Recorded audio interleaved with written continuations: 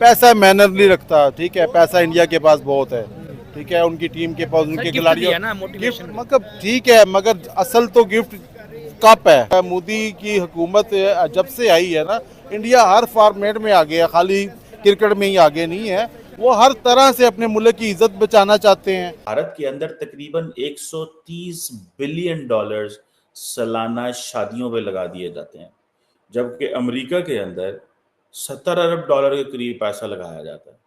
और कहा यह जाता है कि ऑन एवरेज, अगर बड़ी एवरेज शादी हो भारत के अंदर, तो उसके ऊपर मिनिमम जो है वो 15,000 डॉलर के करीब शादी हो जाती है।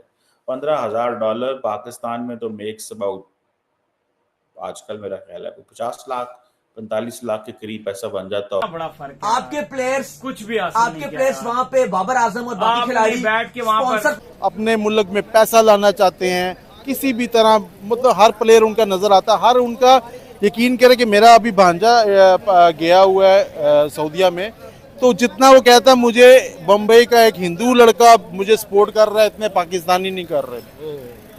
तो ये रिस्पेक्ट होती है, मतलब है कि वो देखिए, हिंदू हो के भी, इंडियन हो के भी, जितनी पाकिस्तानियों की रिस्पेक्ट दुबई में, सऊदीया में, शारजा में, क्या इवन किसी भी कंट्री में जितना साथ हिंदू और सिख देते हैं ना मुसलमानों का, पाकिस्तानियों का, इतना पाकिस्तानी का साथ नहीं देता। ये होता है कि दुनिया अब हर चीज पे भारत के नोटिस कर रही है। अब फॉर एग्जांपल जो गुजरात के अंदर अनंत एंड राधिका की शादी हुई, जो अंबानी के कहा जाता है सबसे छोटे बेटे हैं, तो 150 मिलियन डॉलर लगाए, जिसमें मार्क जकरबर्ग भी थे, बिल गेट्स भी थे, बॉलीवुड सेलिब्रिटीज भी थी, रिहाना भी थी, सारे मतलब सारे बड़े बड़े अमीर लोग आए हुए थे। ज्यादातर पाकिस्तान का तबका मौलवी है। हमारे यहाँ क्योंकि मौलवियों का राज है, मौलवी फोकस करते हैं ज्यादा शादियों करने पे, वो फोकस कम करते हैं कि किस तरह कर रहे हैं। तो यही वजह है कि उनको सिखाया गया है, उनका पता नहीं मतलब है कि वो अपने दीन में, उनकी किताबों में क्या लिखा हुआ है कि हिंदू जो है हर किसी की इज्जत करते हैं। सबसे पहले तो वो हाथ जोड़ते हैं, नमस्ते करते हैं, ठीक है, उनका दीन है, अल्लाह जाने वो जाने, हम मुसलमान हैं। हम तो अपने, देखिए, हम अपने इस्लाम पे कौन सा चल रहे हैं, हमारा भी मुसाफा है, हाथ मिलाना है। हम किसी को तो अब हाथ मिलाते शर्म आती है, हम दूर से कहते हैं हेलो, ठीक है, आए, हेलो आए करते हैं। हमने अपना इस्लाम छोड़ दिया है, फिर हमारी कैसे इज्जत होगी भाई? हमने ना क्रिकेट में अच्छे हैं, ना हम अपने दीन पे अच्छे हैं, ना हम पाकिस्तानी अच्छे हैं। जब तक हम पूरी कौम अच्छी नहीं होगी तो हम कैसे नाम कमाएंगे? जिन लोगों ने एक एक शादी करनी होती है, उनका दिल होता है कि हम अच्छी शादी करें, इसको यादगार बनाएं, हमेशा के लिए इसको वो करें। इंडियंस अपने मुल्क की जो ग्लोबल आउटलुक है वो इस अंदाज से चाहते हैं। इंडियन टीम ने तो वर्ल्ड कप जीतने के बाद, हमने उस दिन भी बात की थी कि जयशाह ने इनको 125 करोड़ दिए, जो पाकिस्तानी रुपीस में 415 करोड़ बनते हैं। आईसीसी की जो विनिंग अमाउंट थी 2.5 मिलियन डॉलर्स, वो पीकेआर में 75 करोड़ बनती है। और डिफरेंट जो इनको मैच फीस इंडियन टीम को मिलती है, हर खिलाड़ी को जितने मैच खेले, ज्यादा पैसे बने। डेली अलाउंस इंडियन टीम को मिला है हर खिलाड़ी को, जो जितने दिन यूएसए और वेस्ट इंडीज गुजारे हैं। डेली अलाउंस की मद में हर खिलाड़ी को, एक खिलाड़ी को जो वो पैसे जितने दिन रहे हैं उसके हिसाब से खिलाड़ियों को, जो ग्राउंड, जो स्पोर्ट्स स्टाफ था, सबके पैसे ऐड हुए हैं। मिल मिला के ये तो तकरीबन 500 करोड़ से भी बहुत आगे की रकम जा रही है पीकेआर में। और अगर आप पाकिस्तानी खिलाड़ियों की बात करते हो जो लीग के पीछे मरे जाते हैं, अगर आप उनकी वर्ल्ड कप की अमाउंट बता रहे हो तो सिर्फ पाकिस्तानी रुपीस में 7 करोड़ बने हैं। जय हिंद दोस्तों, T20 वर्ल्ड कप जीतने के बाद भारतीय क्रिकेट टीम स्वदेश लौट आई। आज दिल्ली में पीएम मोदी से उन्होंने मुलाकात की। इसी के साथ उन पर हुई इनामों की बरसात की भी चर्चा चारों तरफ शुरू हो गई। जी हां दोस्तों, 125 करोड़ रुपए बीसीसीआई ने दिए, तो मैच फीस वगैरह सब मिला के टोटल 500 करोड़ के आसपास भारतीय टीम को मिले, जो कि एक इतनी बड़ी रकम है कि छोटे मोटे देश का साल भर का काम चला सके। इसको लेकर सारी दुनिया की मीडिया में खूब चर्चा हुई, और हो भी क्यों ना, भारतीय क्रिकेट बोर्ड आज दुनिया का सबसे ज्यादा धनी बोर्ड है, तो ये तो आम तौर पे बनता ही था, और ये रकम उसके लिए बिल्कुल मामूली है। जी हाँ दोस्तों, इसको लेकर पाकिस्तानी मीडिया में खूब चर्चाएं हुई, खूब बातें हुई।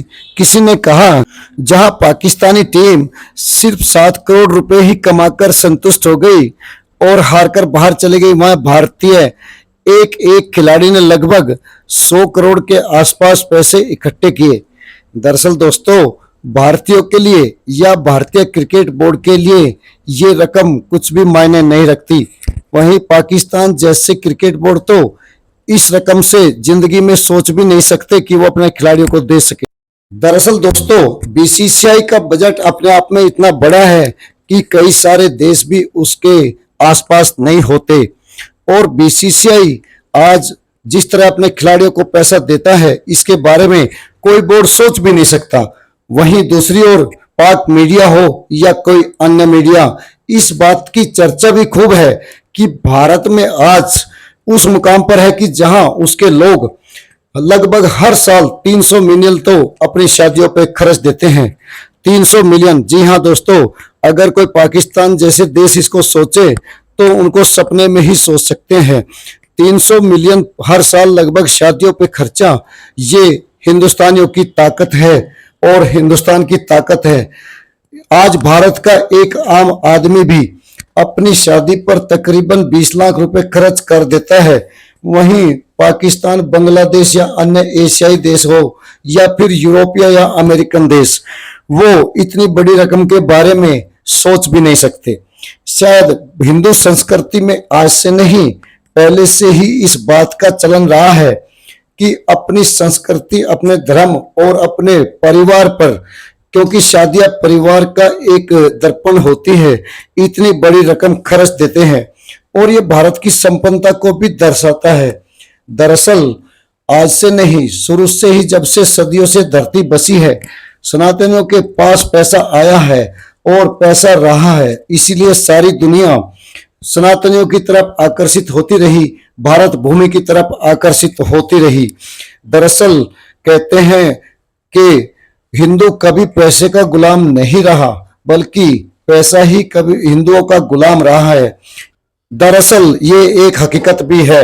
आज आप हिंदू मंदिरों में जाओगे तो वहां अरबों खरबों के खजाने मिलेंगे। और हिंदू धर्म में शादियां सिर्फ एक समझौता नहीं, एक मिलन होता है जो पारिवारिक बॉन्ड होता है। इसलिए हिंदू इन समारोह पर, इन संस्कृति पर इतना बड़ा पैसा खर्चते हैं कि दुनिया की आंखें फट जाती है। दरअसल दोस्तों, पाकिस्तान जैसे देश तो ये सब बातें सिर्फ सपने में ही सोच सकते हैं और वहां के लोग कभी जिंदगी में इस मुकाम तक पहुंचने का भी सपना नहीं ले सकते। आगे आप पाक मीडिया का इस पर क्या कहना था सुने। आपसे गुजारिश है कि वीडियो को लाइक व शेयर करना ना भूले। धन्यवाद। एक तरफ तकरीबन 550 करोड़ के करीब या उससे ज्यादा चीज अमाउंट बन रही है, 550 करोड़ से ज्यादा, और एक तरफ सिर्फ 7 करोड़।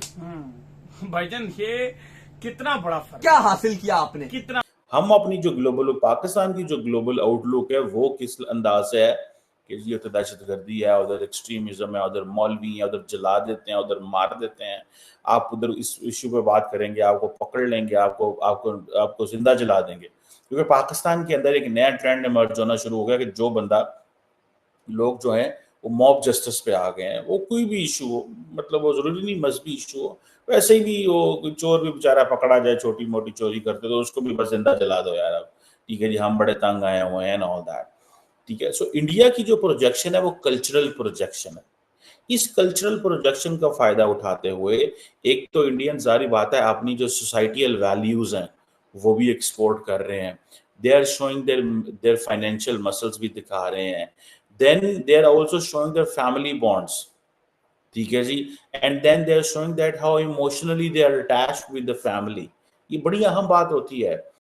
आपने पाक मीडिया को भारतीय टीम, उसकी इनामी राशि और भारतीय शादियों पर सुना। दरअसल इस बात में पूरी तरह सच्चाई है और ये दुनिया को एहसास भी है कि भारत में पैसे के लिए ना कोई खेल खेले जाते और ना ऐसे कोई काम किए जाते जिससे देश का मान सम्मान ना बढ़ता हो। दोस्तों, भारतीयों की जन्मजात आदत होती है कि वो अपने देश के लिए करते हैं।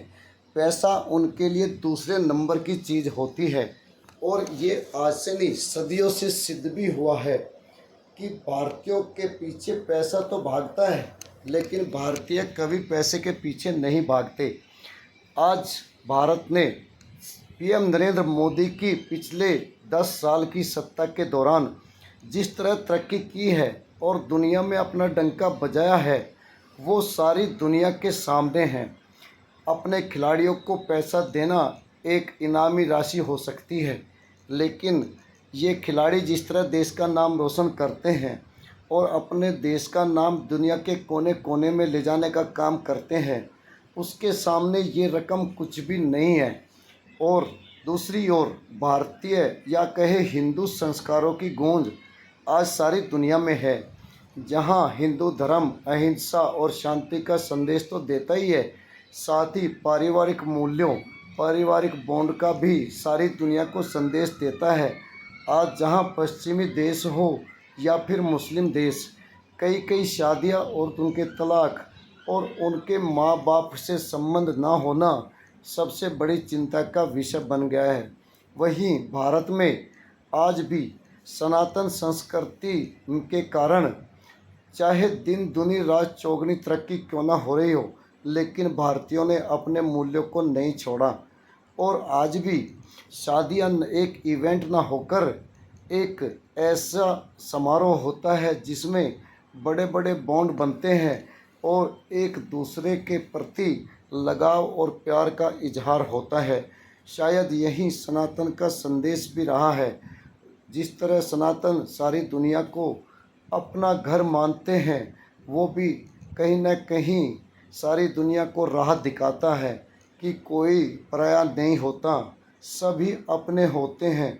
और इसी कमाल के कारण सारी सदियों से, जब से धरती बसी है या जब से संस्कृति ने जन्म लिया है, सनातनियों की संस्कृति सारी दुनिया को आकर्षित करती रही है और भारत हमेशा दुनिया के केंद्र बिंदु में रहा है। इस बात को दुनिया सिद्ध मानती है और सदियां सिद्ध करती है। वीडियो को लाइक व शेयर करने के लिए आप सभी का धन्यवाद। जय हिंद, जय भारत।